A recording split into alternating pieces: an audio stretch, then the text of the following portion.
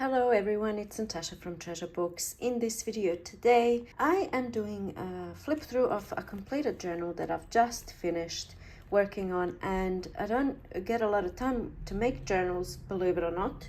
So I get excited each time I actually manage to finish one, and today is about just a little bit of inspiration for you as I flip through the completed journal.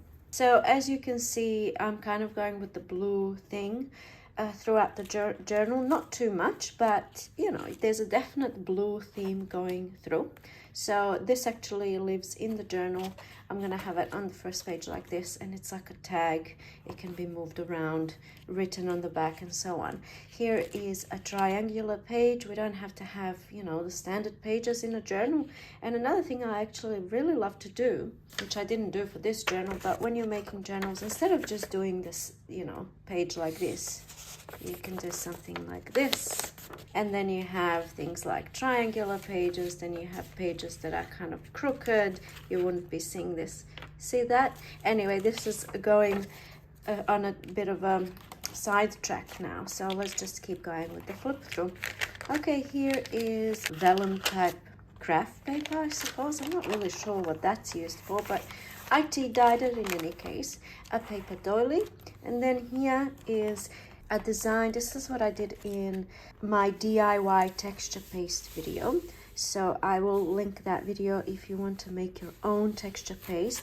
I don't know if you can see, this is actually raised and it's texture because we used texture paste, and it's made with, I think this one was with talcum powder, but I actually show a few different ways of making your own DIY texture paste. Okay, moving along, you can see I've done some sewing on this page. I think it adds beauty and character. And also I've attached these 3 charms. Now the idea for these charms is for them to be moved around and placed in different sections of the book, or on different projects, or on the spine, or on the cover. But I really like how that looks just on the one page. I don't usually do this, but I really love how it looks also when the journal is closed. So that's kind of why I have all 3 charms on that one page. Okay, here is a today page, which is, you know, today I'm grateful for. The highlight of the day was, sometimes it's nice to have something pre-done for you when you're going into journal, so you know exactly, you know, what you have to do. You don't have to think about what you're gonna write. So I love these pages sprinkled throughout the journal.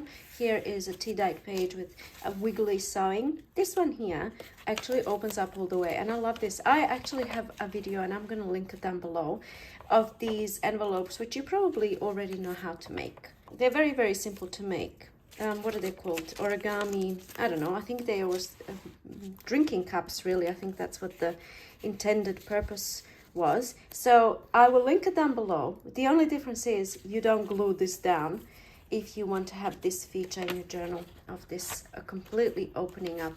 I love that. Might be a little bit difficult to write down here, but you know, we can manage all sorts of stuff, can't we? So we can always put something underneath there. And I also have a writing board at the back, so we'll get back to that. Let's go in order, shall we? Next page, I've got these 2 to kind of tie the pages together. And this is a paper bag, and I just have a little something in there. I love the look of that. I don't know what I was doing there with coffee, I think I was, but anyway, that goes in there. All right, this page you might have seen in my last video, or a couple of videos ago, where we make these beauties, and I will link that video there, but I mean in the description box. But we're using up strips of leftover paper and just stitching on it basically, and I'll show you all different projects that you can use you know, use these for. And this is one of the things. So there was a rip on this page, and I fixed it up with using the strip of paper, and then just for decoration down here. Okay, here is a fabric tab. Just really love focusing on one color. It's not something I usually do, but I really love how it actually makes the whole journal cohesive. And especially when you're using the same, you can see the same types of fabrics, and I don't know if I have any more in here. Here I have, you see that? I think it's wonderful to make everything come together by using this similar kind of elements, colors, or things like this. All right, now on this page, this is just a layered tag, just a few little tags kind of put together. Love this. This is from, I don't know what, doesn't really matter, but, and then this opens up and it's kind of like a tuck spot on the side there. And as usual, a lot of the things in journals that I make can be unclipped and moved around. Okay, here's a journaling spot that goes there. A little bit of fabric sewn onto the side of the page. Now this one here, I love this element because this opens up to the side, and then this is the notepad from here that can come all the way off, and we're using the same fabric as I did on some of the tabs. You can see that again, tying in everything together. This is a leftover from a file folder and just little bits of tea-dyed paper and baking paper leftover from this project that we did a couple of videos ago. So we're using it all up, aren't we? And that kind of goes on top of that page, kind of clipped onto the page, and then this goes like that. All right, tag over here, map paper there, and ruffled up piece of fabric. And then over here we have a pocket. I feel like pages like these should be used in some way. We'll see when we come to the other side, but I did, you know, because you can't, I mean, I suppose you could write on it, but it's kind of, I don't know. So I like to put either writing space on there or pockets that you can fill with writing space, such as tags, or I don't know, just a folded up, you know, page that can live in there. Perfect. Now this one here is a flip up, lots of writing space. Love how that looks. And again, I added one of those, you know, stitched little pieces. Okay, this here is, I don't know what they're called, to be honest, but it's a shiny plastic sheet of paper. And then I went ahead and I popped down washi tapes and stickers. You'll see stickers over here. I don't want to peel them off, but they peel off very easily off of this type of a paper. It's not a paper, it's plastic. And the idea is that you would peel off the stickers and use them in your journal. Here is a pocket. This is a page from a book. I love this lined paper that one of my subscribers sent to me. A whole with a bunch of other beautiful papers. I absolutely love the aged vintagey feel of that. Okay, now this one, oh, another thing that I love. So this is just a stamp that I got at a craft fair, and then I stamped onto this sheer kind of a fabric type thing. And then I have a book page underneath, and then I have baking paper, and then I have space for writing. And look how beautiful that looks, just layering a few different things together. Sometimes I have sessions. I will time myself. I have one of these. See, one of these? These are great things to have. I time myself. Let's say I put it on for 15 minutes, and then it starts the timer here. And this lives next to my inking stuff, so it's quite dirty. But anyway, I put this on 15 minutes, and then I grab a whole bunch of stuff out of my junk drawer. Let me show you what I mean. All right, see this here? So it's just full of stuff that I throw in when I'm done with a project, or, you know, things that I want to use. And then I do this. Okay, grab a bunch of stuff like that, take it to my desk and make something with it. And the reason why I mentioned that is because that's how these things come about. Like, I don't sit down with an idea in mind. I just grab a bunch of stuff and then I just do something with it. Because, like, what's the point of using baking paper here, you know? It was there and it makes a crinkly noise, of course. I mean, why would you even ask that silly question? Moving along. This is the middle of the signature of the journal, I should say, and just a few different things in there. Love this little notepad. I showed this in a video, actually, there's a lot of things that I used in here because I wanted to demonstrate how you can use those sewn strips of paper, basically. So we have a pocket here, and then large pocket here, and then just, you know, a few things in there. I like to create a whole lot of journaling space, so that's that. And I love the look of all of these things happening, but still there's a whole lot of writing space, so, you know. Okay, on this page, this is held down with a paper clip, a bulldog clip, and this can be removed. So there's a few little pieces in there. This was actually supposed to be for setting the table, and you put forks and knives and stuff in there. What a waste. So I just used it for this. Of course, it was something that I found in a op shop, and I just repurposed its intended use and added bits and pieces. So we've seen that ruffled up fabric. This was just ripped up, some type of a sarong or something it was.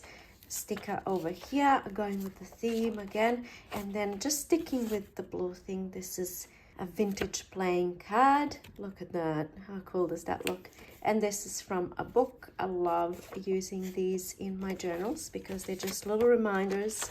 Not every page has to be full of stuff, so I like to leave blank spaces, but then, you know, there's always something happening, a little something.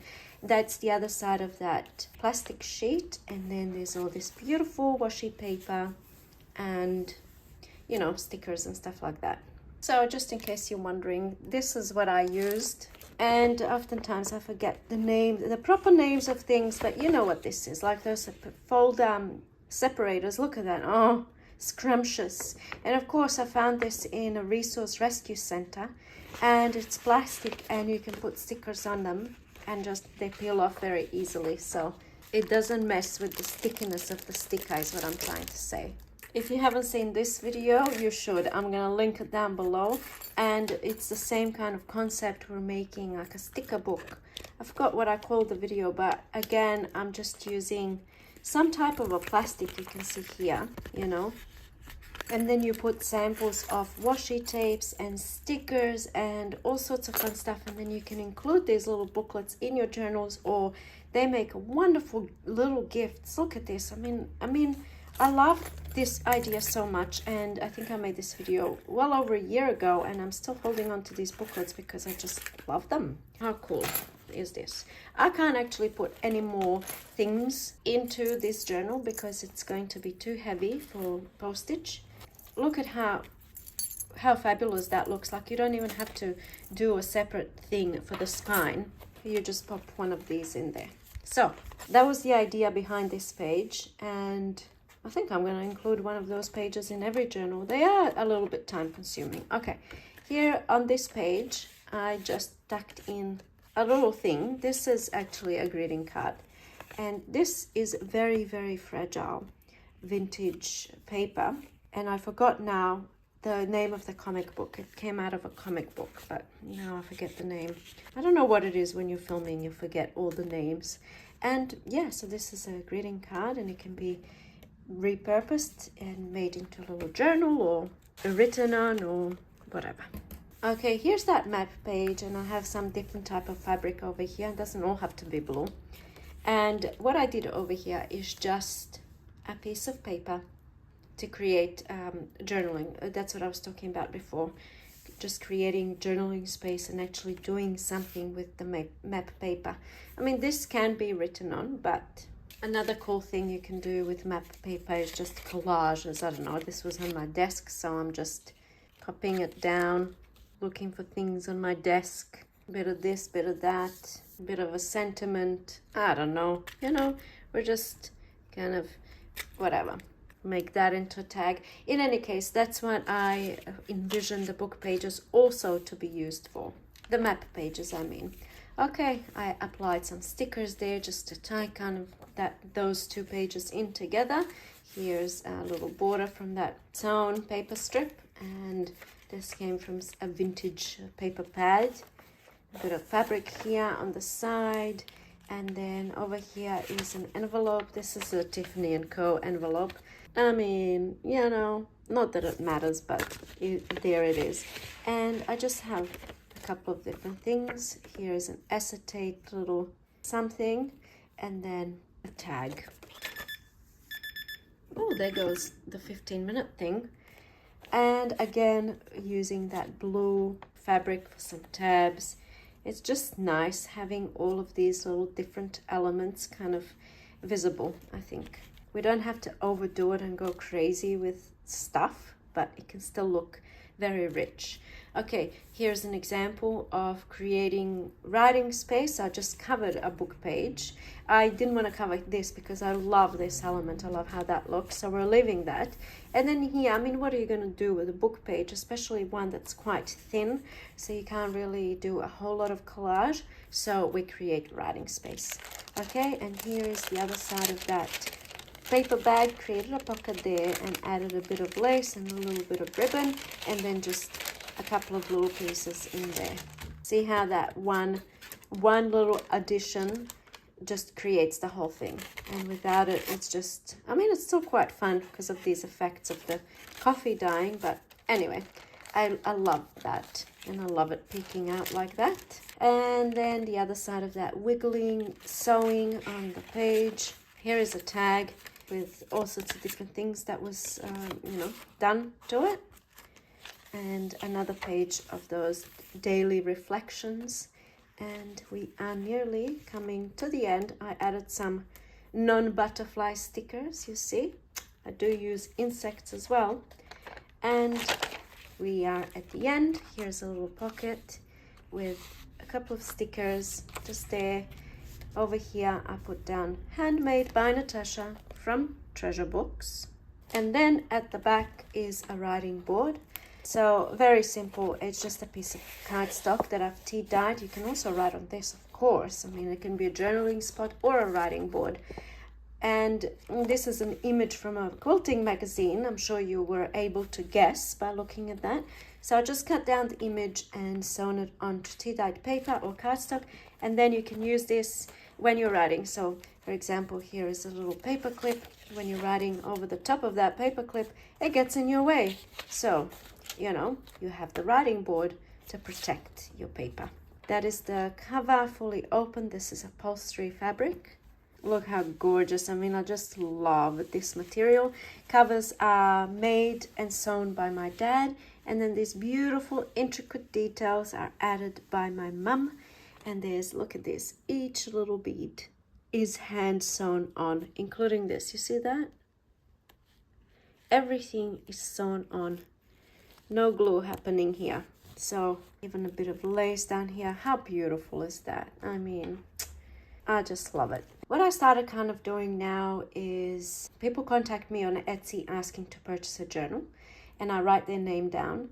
And then when I make a journal, I contact them and I say, I have a journal available. I'm going to make a reserved listing for you. So this journal is already sold, unless the person changes their mind, which in that case it goes onto the person that's next on the list. So, I mean, like I said, it does take me a little bit of time to complete the journals, but my Etsy shop is almost always empty because of that, and I get lots of requests. So I started doing it that way. So if you do want a journal, write me a message on Etsy and I'm going to pop your name down in my book. See, there is a book, I promise, and your name will go on the list.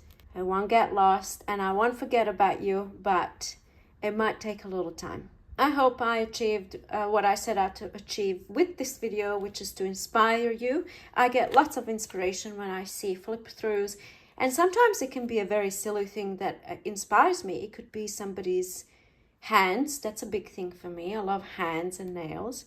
It can be the sounds of paper. That's another thing, like just the movement of paper. And I know a lot of us feel the same. Even though some people say they can't stand those sounds, personally, I love it.